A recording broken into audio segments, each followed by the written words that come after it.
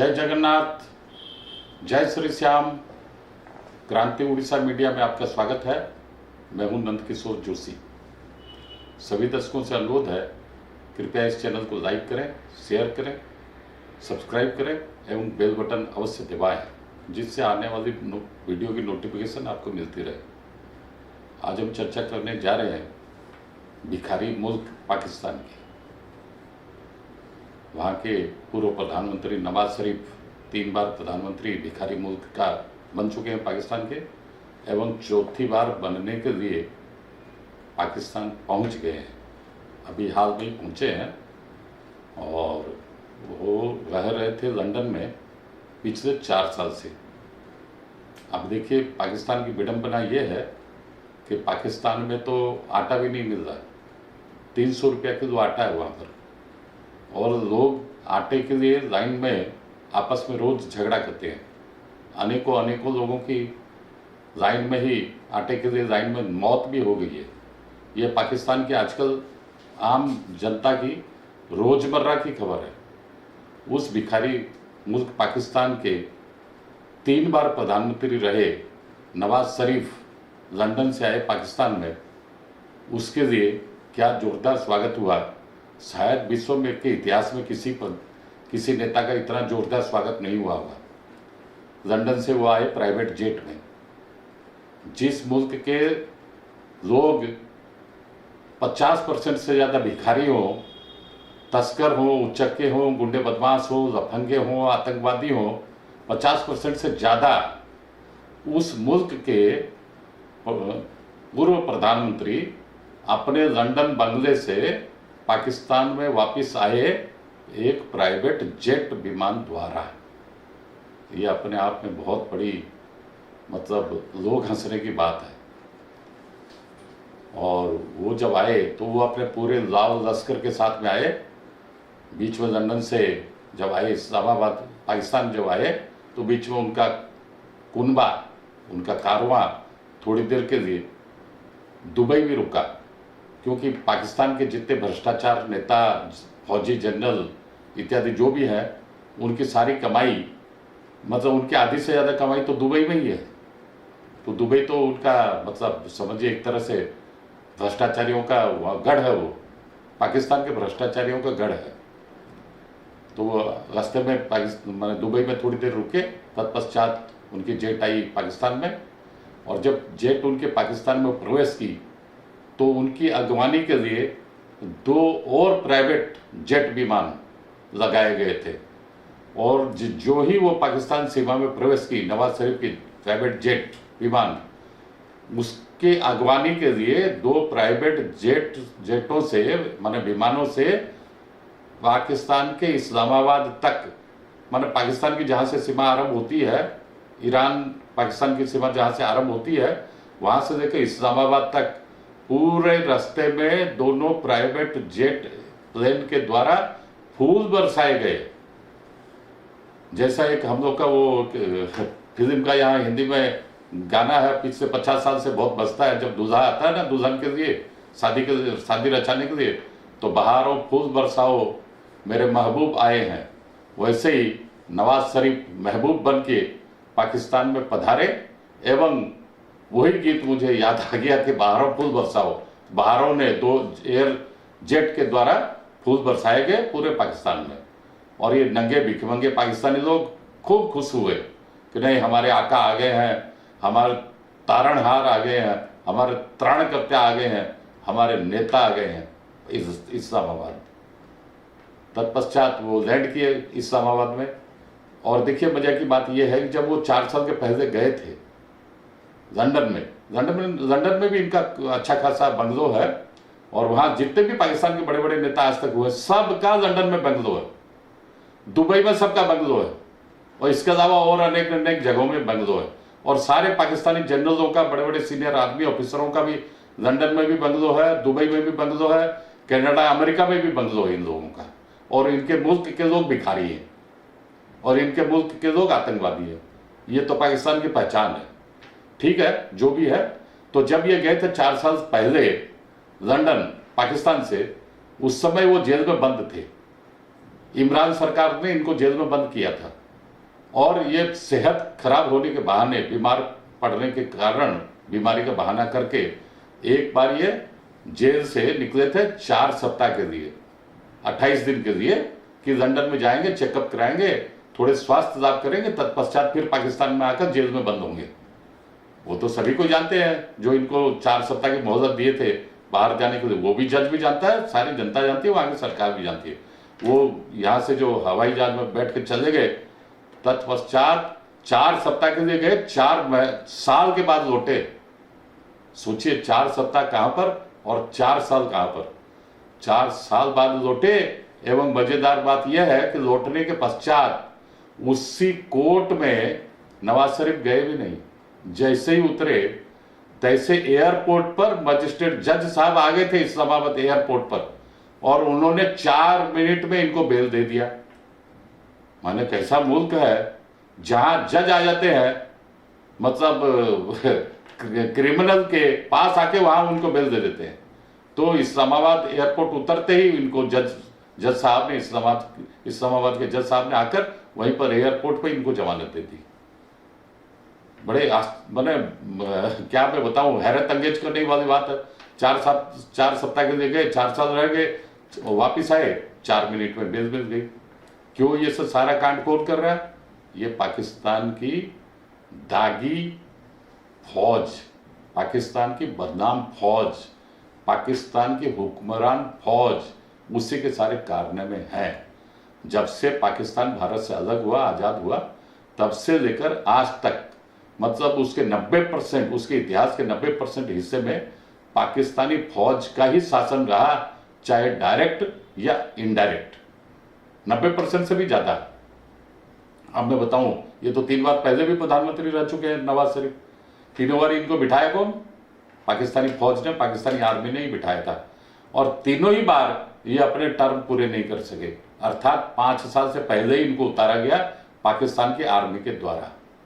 अब ये आए हैं, इनका बहुत जोर से गर्मजोशी से स्वागत हुआ है। इनका स्वागत समारोह, मुख्य समारोह माने लाहौर में हुआ, क्योंकि पाकिस्तान की राजधानी इस्लामाबाद तो नाम की है, वास्तव में पाकिस्तान को कंट्रोल करता लाहौर।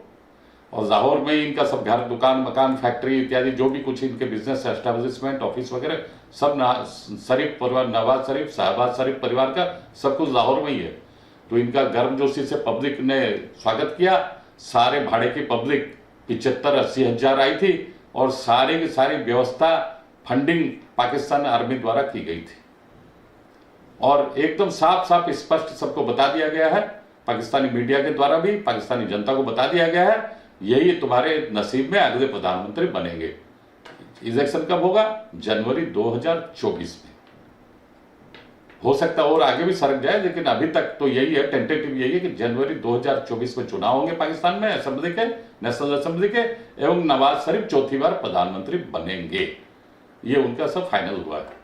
अब मैं एक और इंटरेस्टिंग बात बता रहा हूं कि पाकिस्तान में ये जो एक है बिलावल भुट्टो जरदारी, बेनजीर भुट्टो के बेटे हैं, एवं आसिफ अली जरदारी के भी बेटे हैं।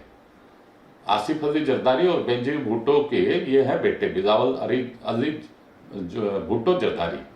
वो क्या है, वो इस बार कह रहे थे कि मेरे को प्रधानमंत्री बनाओ, लेकिन फौज ने, पाकिस्तानी फौज ने साफ साफ मना कर दिया कि बेटा अभी तेरी उम्र नहीं हुई है, और तू अभी 1 साल ही हुआ, तेरे को विदेश मंत्री बना शहबाज शरीफ के अंदर में, तेरे को और ट्रेनिंग लेनी है, थोड़ी सियासी ट्रेनिंग ले, थोड़ी फौज को बूट पालिश कर, फौज की मस्का वस्का लगा, चमचागिरी कर, तेल लगा, तब जाके तेरे को अगली बार बनाएंगे। तो आसिफ अली जरदारी ने बहुत जोर लगाया था। वो तो राष्ट्रपति थे पाकिस्तान के चंद वर्षों पहले, तो वो भी फौज के द्वारा नॉमिनेटेड राष्ट्रपति थे। तो वो बहुत अपने जो उनके जो सब है आका लोग हैं, उनके जरिए से, अपने लॉबी के जरिए से पाकिस्तान फौज के अंदर खूब चेष्टा किए थे कि मेरे इस बार बेटे को बनाओ प्रधानमंत्री। नवाज शरीफ तो 3 बार बन गया, लेकिन पाकिस्तानी फौज ने बोला ना, नवाज शरीफ फिर आएगा, और फिर उसने बोल दिया कि सारे वादा खिलाफी इस बार नहीं करेगा और हमसे वादा निभाएगा, पाकिस्तानी फौज का गुलाम बन के रहेगा। इस बार नवाज शरीफ का ही चांस है, तेरा बेटे का चांस अगली बार है। मतलब 2024 में पाकिस्तान फौज बनाएगी नवाज शरीफ को प्रधानमंत्री। 2029 में पाकिस्तान फौज बनाएगी बिलावल भुट्टो जरदारी को, सब फाइनल है उनका। और 2034 में इमरान खान फिर प्रधानमंत्री बनेंगे, जो आज जेल में बंद है पाकिस्तान के। देखिए, मतलब एक पाकिस्तान में ऐसी डेमोक्रेसी है, उनका अगले बार कौन प्रधानमंत्री बनेगा वो तय है, उसके बाद कौन आएगा वो भी तय है, उसके बाद कौन आएगा वो भी तय है।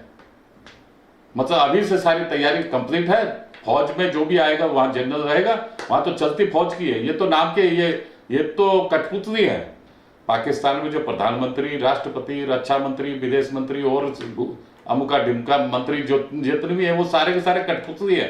सारे के सारे लोगों को, विश्व के लोगों को भरमाने के लिए, बेवकूफ बनाने के लिए है कि हमारे यहाँ डेमोक्रेसी है, गणतंत्र है। दरअसल वहां गणतंत्र, डेमोक्रेसी नाम की कोई चिड़िया भी नहीं है, कुछ भी नहीं है।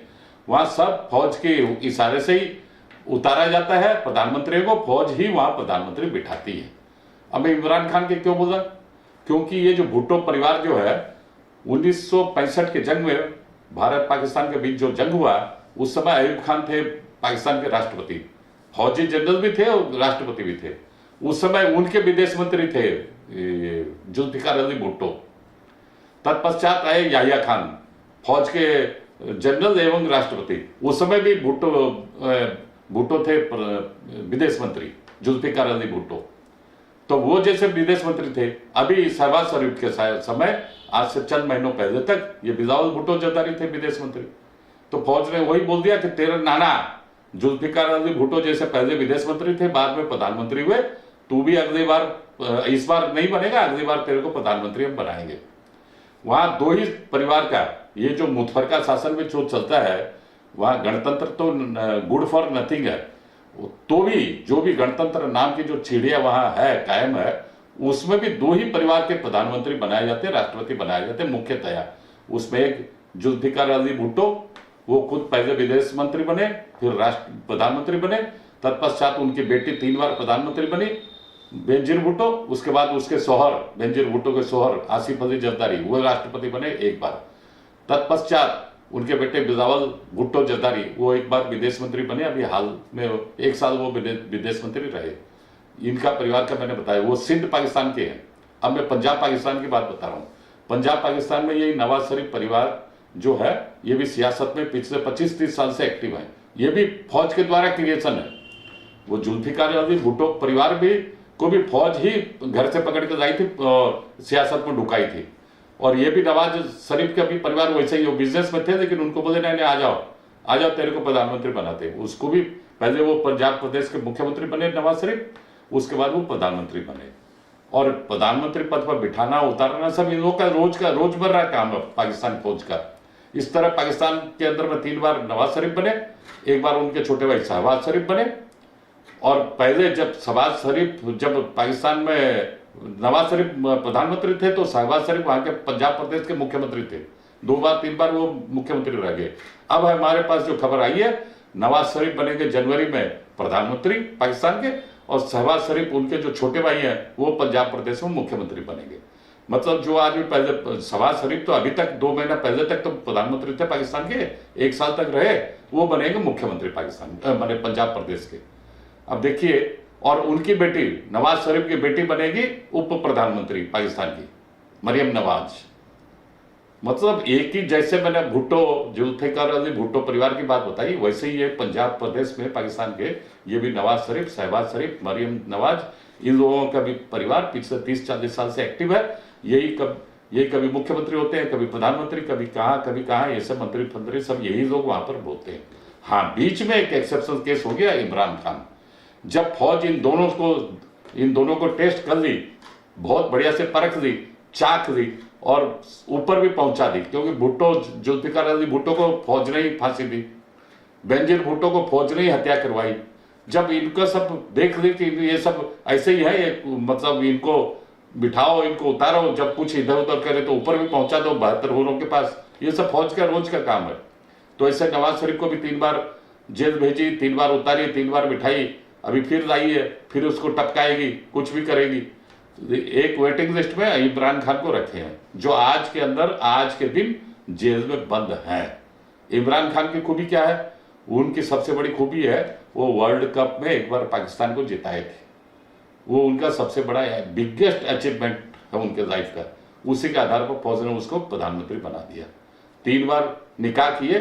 पहली बीवी तलाक लेके लंदन में बैठी है। दूसरी बीवी ने इमरान खान के खिलाफ किताब लिखी है कि इमरान खान ऐसा है वैसा, सब वो सब सारी पर्सनल लाइफ की बातें मैं बताऊंगा नहीं। तीसरी बीवी है जो वो जादू टोना करती है, जो अभी प्रेजेंट में है इमरान खान के साथ में। वो जादू टोना वगैरह करती है। कोई अगर कुछ इमरान को इधर उधर बोल देगा तो उस पर जादू टोना कर देती है। ये पाकिस्तान के भिखारी मुल्क के ये हालात मैंने चंद शब्दों के अंदर में बयान किए हैं। जिस मुल्क में मतलब आटा नहीं मिल रहा खाने के लिए लोगों को, उस मुल्क का एक प्रधानमंत्री 3 बार रह चुका, वो अगर वहां से आएगा और उसका जो हीरोइक वेलकम होगा और करोड़ों करोड़ों रुपया खर्च होगा उसके वेलकम में, क्या आप मैं बताऊं क्या दर मैंने भयंकर खराब स्थिति है पाकिस्तान की। आप उसका आकलन और अंदाज कर सकते हैं। आज के अंक में इतना ही, अगले अंक में फिर मिलेंगे। जय हिंद, वंदे मातरम।